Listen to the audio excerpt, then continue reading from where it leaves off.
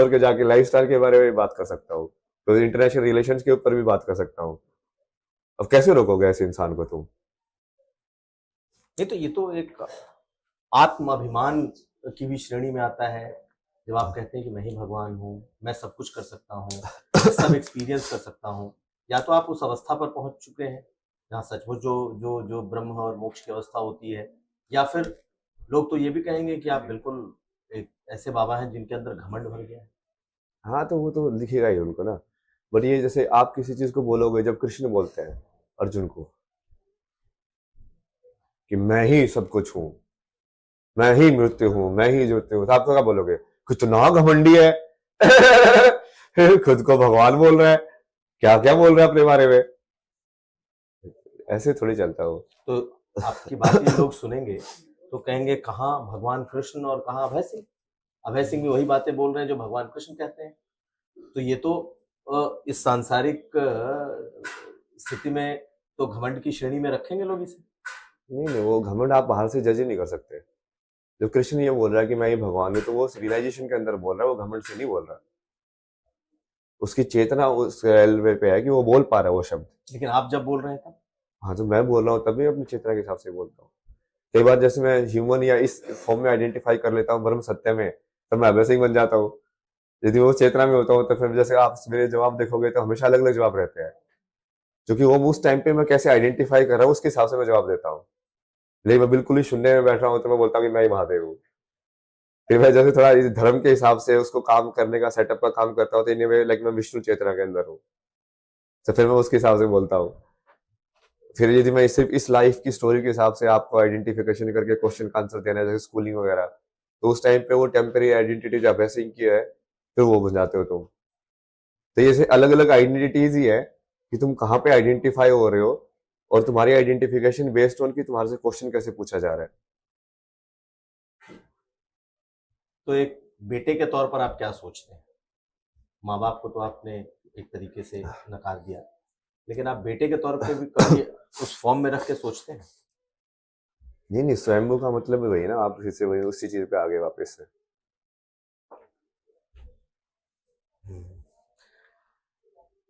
अभय सिंह जी, आपका आपको लेकर के बहुत तरह की बातें हुई।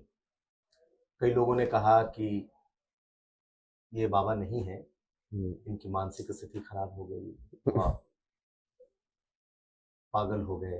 तो आपने भी ये बातें सुनी होंगी, सुन रहे होंगे, क्योंकि एक मठ से दूसरे आश्रम, दूसरे से तीसरे। नहीं नहीं, ये तो प्लान के हिसाब से कर रहा हूँ मैं। ये प्लान है।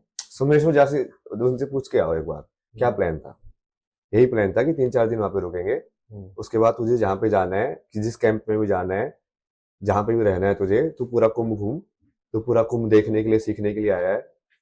जैसे वहां पे ऐसे बनारस के घाट पे वो सांस्कृतिक प्रोग्राम होते रहते थे भरतनाट्यम के, तो मैं बैठ के वो सब देखता रहता था, डांस वांस। कि ये सब कैसे तक तक तक तक तक ताल कैसे चल रही है, उसको समझना, एक्सप्रेशन अच्छे होता कैसे है, आंखों की छुट में ऐसे से मुद्रा दे रहे हो, ये अलग अलग मुद्रा है, जो स्पिरिचुअलिटी आध्यात्म उसका पूरा लिंक है ना उससे, क्योंकि तो यहाँ पे भी यही प्लान था कि अब यहाँ पे तो ये सब बहुत ग्रैंड लेवल पे हो रहा है। वो है तो पूरा मेला है एक्सप्लोर करने का, ज्ञान का मेला ही है, कहीं पे भी चले जाओ। तो वही प्लान था वो, बट वही बताया ना कि बीच में वो जो चीज हो गई, उसकी वजह से कहीं ना कहीं उसने हर इंसान की लिमिटेशन या अहंकार पे एक्सपोज कर दिया। वही तभी टेस्ट होता है ना, जब आपको बहुत सारी चीजें दे दी जाए, तभी आपके चरित्र का टेस्ट होता है कि क्या आप अभी भी शून्य में बने हुए हो। मेरे को सही में फर्क नहीं पड़ता इन सब चीजों से। आप जितना इतना सब बोलने के बाद भी मैं शून्य में रह सकता हूँ, कि मैं अगले मोमेंट में मुझे ये भी पता है कि मेरे से कुछ भी ना हो, और ऐसे ही मैं कहीं पे बस जंगलों में बैठ के, या ऐसे ही लोग मेरे को फेलियर की तरह लाइफ एंड हो जाए, वह ठीक है, कोई दिक्कत नहीं। जो मेरे को महसूस हो रहा है उस सत्य को मैं जीऊंगा, अपने सत्य को तो जीऊंगा ना। उसको आप असत्य कैसे बोल सकते हो? ठीक है, आपको नहीं मानना है, मत मानिए। बट मेरे लिए तो स्पिरिचुअलिटी वही है कि मैं अपने सत्य को पूरा जी के अपने कर्म को पूरा कर लूं, ताकि मुझे वापस नहीं आना है। उससे दूसरे लोगों का रिलेशन ही नहीं है। हम्म। एक सवाल और कि कई लोगों ने यह भी कहा कि हैं तो बाबा, हैं तो किसी अवस्था तक पहुंचे हुए, लेकिन वही बाबाओं वाले नशे भी करते हैं, इसमें कोई दम है? नहीं नहीं, वो मेरे को तो नशा और ये सब चीजें देखनी ही नहीं है ना। मैंने बताया ना, जो बाकी 10 अवतार में नहीं हुआ वो इस वाले अवतार में मैं पूरा कर लूंगा ना सारी चीजें करके। तो महादेव जो है तो वो किसी चीज को लाइक ना तो रिजेक्ट करते हैं ना एक्सेप्ट करते हैं। और उनको जहर दोगे तो वो पी लेंगे वो। तो आप उसी फॉर्म में पीते हैं कि ये जहर है फिर भी मैं पी सकता हूँ? फॉर्म वाली जो सोचने के तरीके काम तो करता ही नहीं मैं। महादेव जो बोलते हैं करते जाओ। मतलब वो महादेव जो बोलेंगे करोगे, तभी तुम जाके महादेव में विलीन होके महादेव ही बन जाओगे लास्ट में, राइट।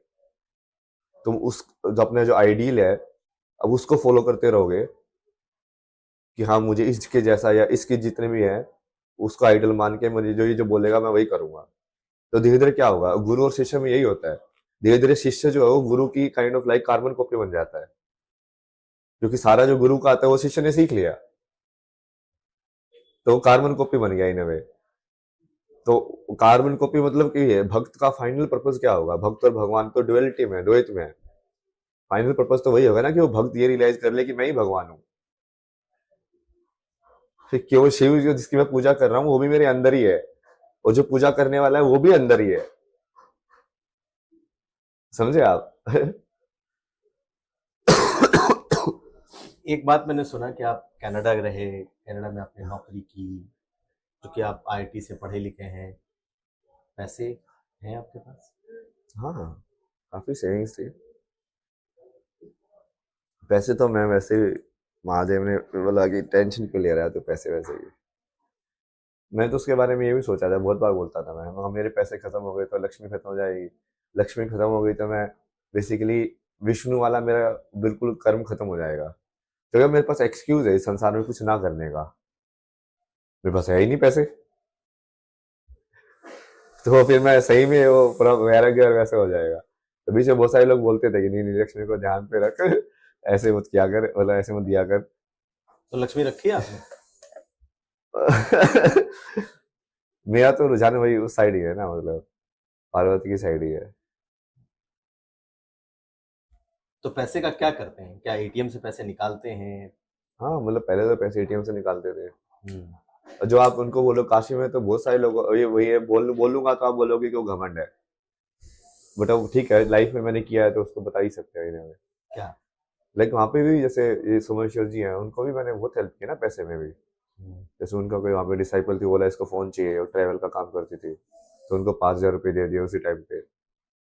तो फिर दूसरा उनको बोला कि कोई चलिए वो मुंबई में उसका एडजस्ट होना है, कुछ पैसे की कमी पड़ रही है, तो उनके पैसे दे दिए।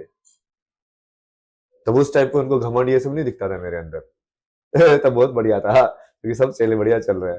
वहां पे एक माई बैठती है वहां पे शमशान पे, उसको तो मैंने 2 15 15 हजार रुपए के फोन दिए।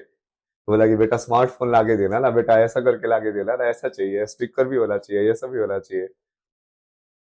बहुत सारे लोग तो फायदा उठाते थे, बट मैं सिर्फ देखता रहता हूँ ना। मैं कहा इसको इतना देने से बेसिकली उसका लेकिन कर्म समझ में आ जाएगा। इस लाइक क्यों टेस्ट हो जाता है वो इंसान, परीक्षा है वो उसकी, जो लालच में कितना फंसा हुआ है। तो मैं फाइनली कार्मिक स्कोर देके उसका हिसाब किताब करके उसको बंद कर सकता हूँ कि हाँ चलो ठीक है, इसकी योनि वोनी जो है, इसका चेतना का लेवल ये है, इसको इस योनि में भेज दो आगे, ये यहाँ पे फिट नहीं है या फिट है, या इसको ऊपर भेजना है देवता बनाना है, या इसको नीचे भेजना है। क्या करना है इसके साथ। अभय सिंह जी, अब हम बिल्कुल अपने आखिरी पॉडकास्ट के इस बिल्कुल आखिरी इसमें हैं। आप यहाँ के बाद कहाँ देखते हैं? इतना आगे का तो सोचता नहीं ना मैं। और राजा तो मेरे को बनना ही है, क्योंकि वो इसलिए नहीं कि मुझे पावर चाहिए, इसलिए कि कोई एक तो सेंट्रलाइज्ड या यूनाइटिंग फैक्टर होना चाहिए। जब किसी चीज की यूनियन करनी है तो किसी एक धुरी के अराउंड तो लोगों को एकत्रित होना पड़ेगा, सत्य को ना।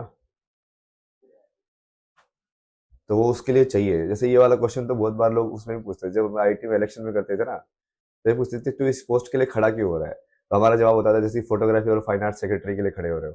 बोला कि हाँ हॉस्टल के अंदर फोटोग्राफी बढ़ाएंगे, ये सब करेंगे। फिर उनका जवाब, जैसे सीनियर्स होते थे ना, जैसे उसके साथ तुम प्रचार करने जा रहे हो तो ये सब पूछते थे पूरा मैनिफेस्टो देख के। तो पूछते थे कि फिर ये सब काम तो तू बिना पोस्ट के भी कर सकता है, हम्म। तुझे पावर क्यों चाहिए, पोस्ट क्यों चाहिए। जो ये वही चीज होती है, जो कि बिना पावर के जब तुम जो वो चीज कर रहे हो,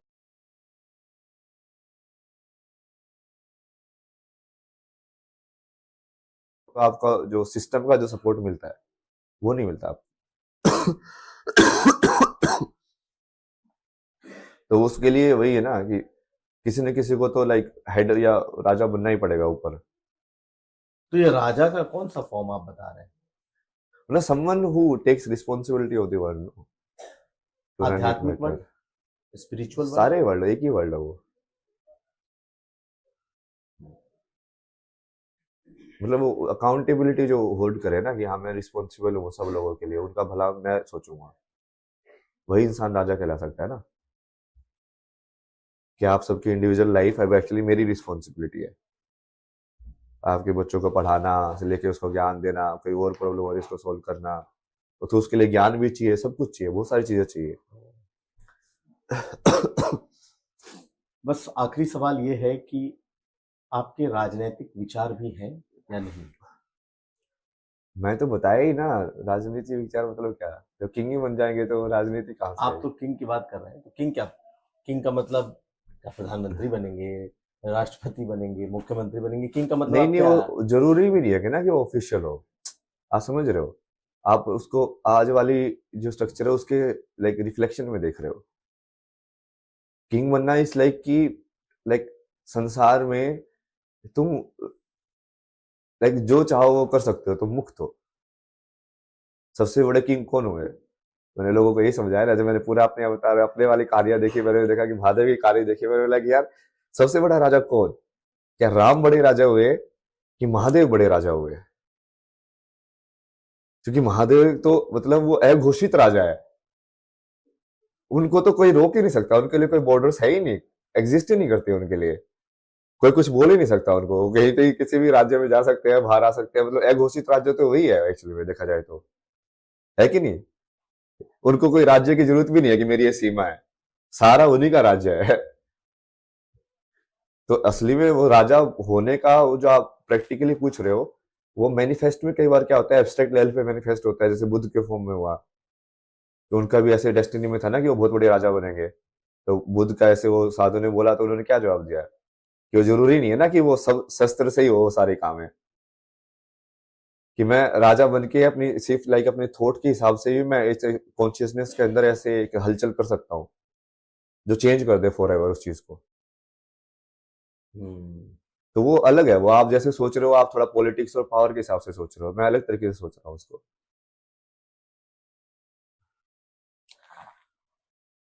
तो अभय सिंह जी, बहुत धन्यवाद हमारे